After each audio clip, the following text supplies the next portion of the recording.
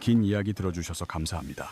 저는 다음 영상에서 더 깊이 있는 주제로 다시 찾아뵙겠습니다. 40년 동안 대한민국 서민들의 배고픔을 달래주던 영원한 소울푸드 짜장면이 지금 위기를 맞이했습니다. 국민 음식이라 불리던 짜장면 한 그릇이 이제는 소비자들에게 깊은 배신감과 실망감만을 안겨주고 있습니다. 가격은 직장인 점심값 한도를 훌쩍 넘겨버렸는데 맛은 집에서 끓인 라면만도 못하다는 혹평이 쏟아집니다. 숫자는 거짓말을 하지 않습니다. 2025년 서울 지역 짜장면 평균 가격은 심리적 저지선인 7,500원을 돌파했습니다. 불과 10년 전 4,500원이면 푸짐하게 먹던 시절과 비교하면 무려 65%나 폭등한 충격적인 수치입니다. 같은 기간 소비자 물가가 약 23% 오른 것과 비교해보면 짜장면 값만 유독 비정상적으로 치솟았습니다. 인터넷 커뮤니티에는 이 돈 내고 이 맛을 봐야 하냐는 소비자들의 분노 섞인 성토가 연일 이어집니다. 문제는 단순히 가격 상승이 아닙니다. 지불한 비용 대비 만족도가 바닥을 치고 있다는 가성비의 붕괴가 핵심입니다.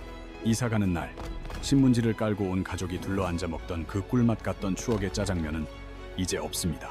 지금 배달 앱을 켜면 짜장면 7,000원에 배달비 3,000원이 붙어 한 그릇에 10,000원이 넘는 시대가 되었습니다. 큰 돈을 내고 받았지만 퉁퉁 불어터진 면발과 차갑게 식어버린 소스는 우리의 추억마저 싸늘하게 식게 만듭니다. 비싼 돈을 내고 맛없는 음식을 먹는 경험이 반복되면서 소비자는 짜장면이라는 음식 자체를 외면하기 시작했습니다. 이런 배신감은 가게의 풍경마저 완전히 바꿔놓았습니다. 점심시간 12시 동네 중국집 문을 열어봅니다. 가장 붐벼야 할 시간임에도 홀에는 손님이 단 한 명도 없는 기이하고 적막한 광경이 펼쳐집니다. 깨끗하게 정돈된 테이블 위에는 먼지만 쌓여가고 사람의 온기는 찾아볼 수 없는 유령 식당이 되었습니다. 하지만 주방 쪽에서는 웍 돌아가는 소리와 불이 치솟는 소리가 요란하게 들려오며 전쟁터를 방불케 합니다. 텅 빈 홀을 뒤로 한 채 사장님은 땀을 뻘뻘 흘리며 쉴 새 없이 요리를 만들어내고 있습니다. 카운터 위 스마트폰에서는 배달 주문 알림음이 폭죽처럼 터지며 이 요리가 누구를 위한 것인지 말해줍니다. 홀 영업은 사실상 사망했고 중국집은 오직 배달만을 위한 폐쇄적인 공장형 주방으로 전락해버렸습니다. 손님은 방에 갇히고 사장님은 주방에 갇힌 이 단절된 구조 속에서 40년 상권은 조용히 무너져 내리고 있습니다. 사장님들도 이런 상황이 답답하지만 배달앱이 지배하는 이 기형적인 경제 구조 속에서는 선택의 여지가 없습니다.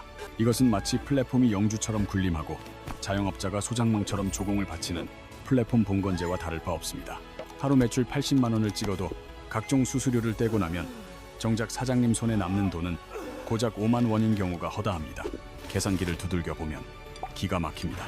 짜장면 한 그릇 값 7,500원이 온전히 사장님의 몫이 아니기 때문입니다. 배달의 민족이나 쿠팡이츠 같은 플랫폼은 매출 구간에 따라 적게는 2%에서 많게는 9.8%까지 중개 수수료를 떼어갑니다. 여기에 눈에 보이지 않는 광고비와 가게가 부담해야 하는 배달비까지 합치면 상황은 더욱 심각해집니다. 서울시 조사 결과 자영업자가 플랫폼에 지불하는 총비용은 주문 금액의 무려 30%에서 40%에 달한다고 합니다.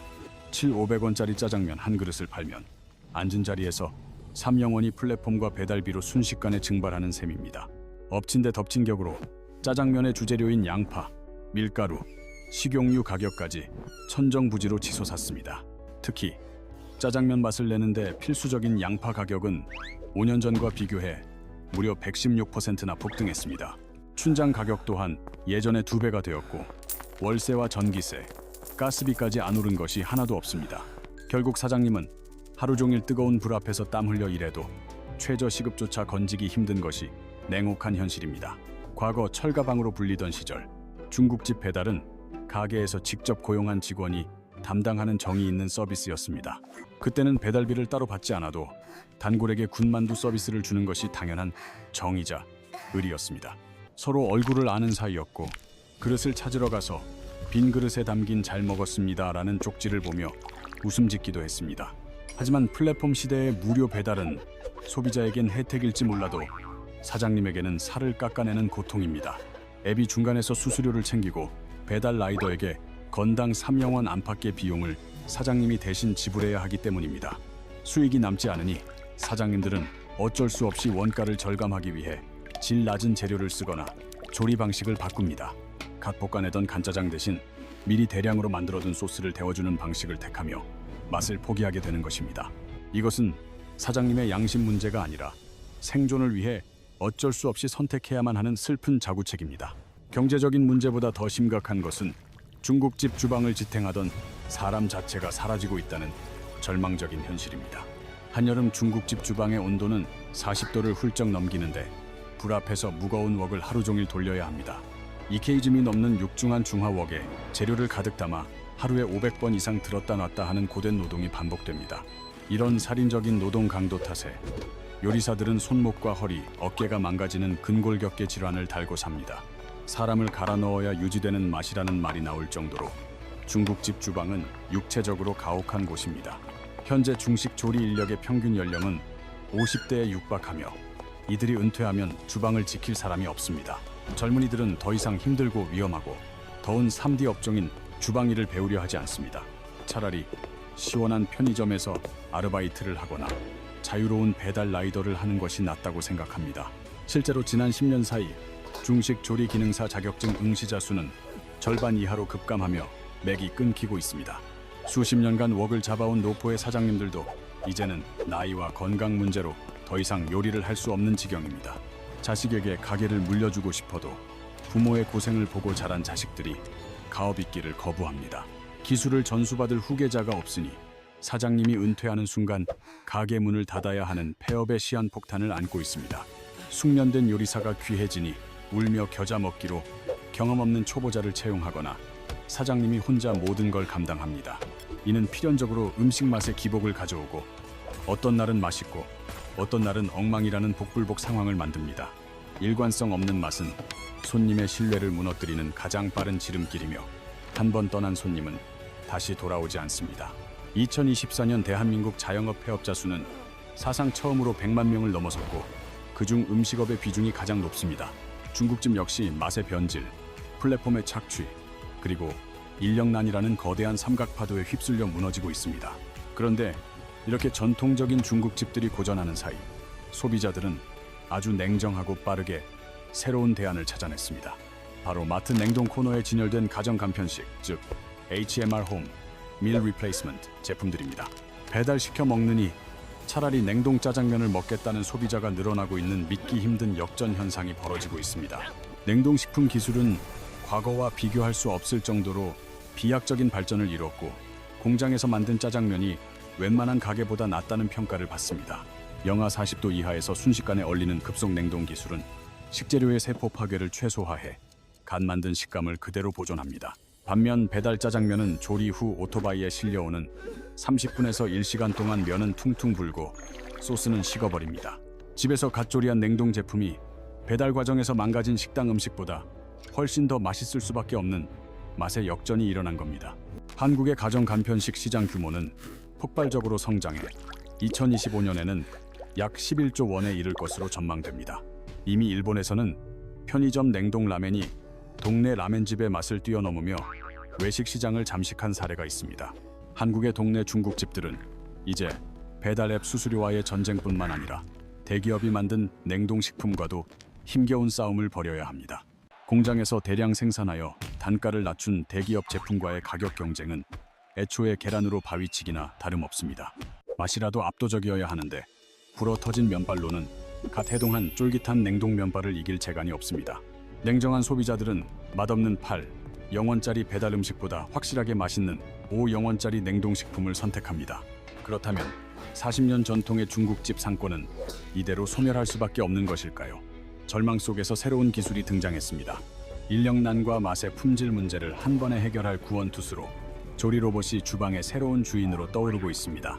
삼성, LG, 두산 같은 대기업부터 스타트업까지 앞다퉈 로봇 시장에 뛰어들며 주방 자동화 시대가 열렸습니다.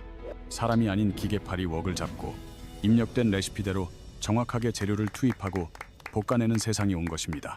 로봇은 유명 셰프의 웍질 기술을 그대로 학습해 1시간에 120인분 이상을 볶아내면서도 불맛을 완벽하게 재현합니다.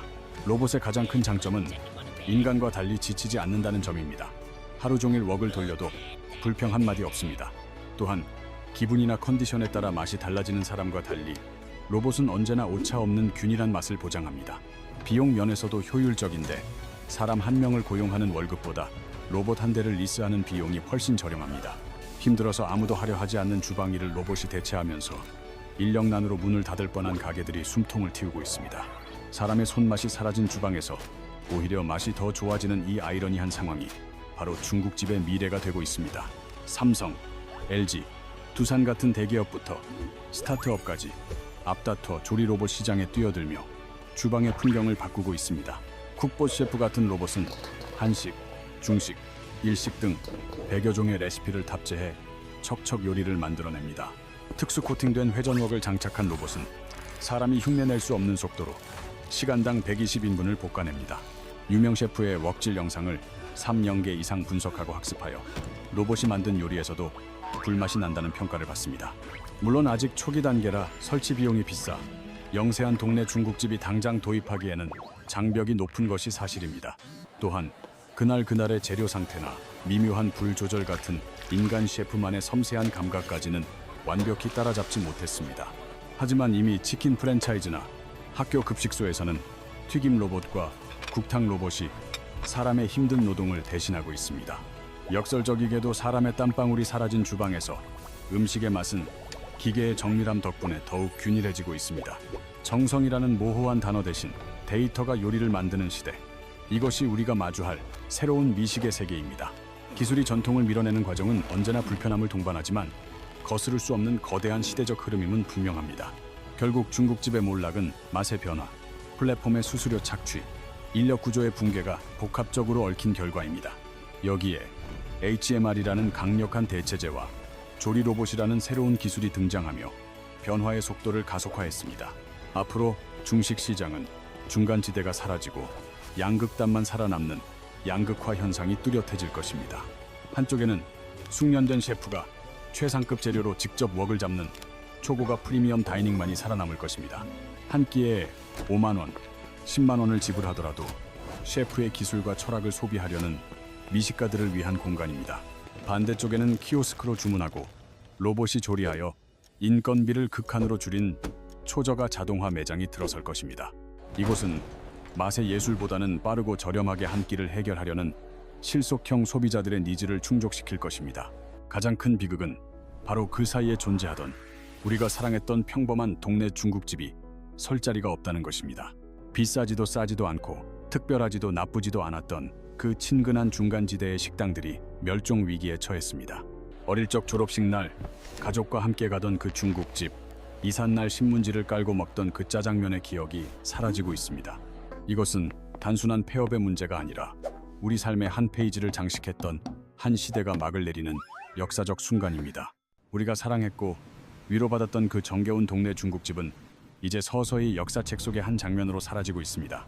슬프고 아쉬운 일이지만 변화하는 시장과 소비자의 냉정한 선택 앞에서 거스를 수 없는 시대의 흐름이기도 합니다. 변화에 적응하여 진화하는 곳은 살아남을 것이고 과거에 머무르는 곳은 도태된다는 차가운 시장 논리가 지배합니다. 다만 우리가 할 수 있는 유일한 일은 아직 우리 곁에 남아있는 진짜 가게들을 기억하고 찾아가는 것입니다. 주방장이 직접 뜨거운 불 앞에서 웍을 잡고 주문과 동시에 정성껏 볶아내는 그 귀한 가게들 말입니다. 여러분의 동네에도 그런 고집스러운 장인 정신을 가진 중국집이 아직 굳건히 자리를 지키고 있나요? 만약 있다면 더 늦기 전에, 그 가게가 문을 닫아버리기 전에 한 번이라도 더 찾아가 보는 건 어떨까요? 오늘 우리는 중국집의 몰락이라는 현상 뒤에 숨겨진 구조적인 원인들을 하나하나 짚어보았습니다.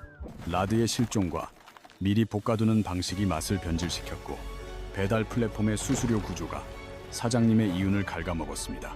혹독한 노동 환경은 젊은 인력의 유입을 막았고, 그 틈을 타 냉동식품과 조리 로봇이 무섭게 파고들고 있습니다. 이 모든 현상은 단순히 옛것에 대한 향수가 아니라 복잡하게 얽힌 한국 사회의 경제적 단면을 보여줍니다. 자영업 생태계의 붕괴, 플랫폼 경제의 그늘, 고령화와 노동 구조의 변화가 만들어낸 합작품인 것입니다. 중국집은 가장 상징적인 사례일 뿐, 이와 비슷한 위기는 우리 주변의 다른 업종에서도 이미 진행 중입니다. 여러분은 마지막으로 진짜 짜장면을 드신 게 언제인가요? 기억 속에 그 맛이 여전히 남아있나요? 댓글로 여러분의 동네 중국집 이야기나 잊지 못할 추억의 맛에 대한 생생한 경험을 들려주세요. 다음 영상에서는 배달 플랫폼이 자영업자의 삶을 구체적으로 어떻게 바꾸어 놓았는지 그 충격적인 실태를 파헤쳐 보겠습니다. 우리 주변에서 일어나는 경제 현상의 진짜 이유와 뒷이야기가 궁금하시다면 지금 구독과 좋아요를 눌러주세요. 알림 설정까지 해두시면 새롭고 유익한 경제 분석 영상을 가장 빠르게 만나보실 수 있습니다.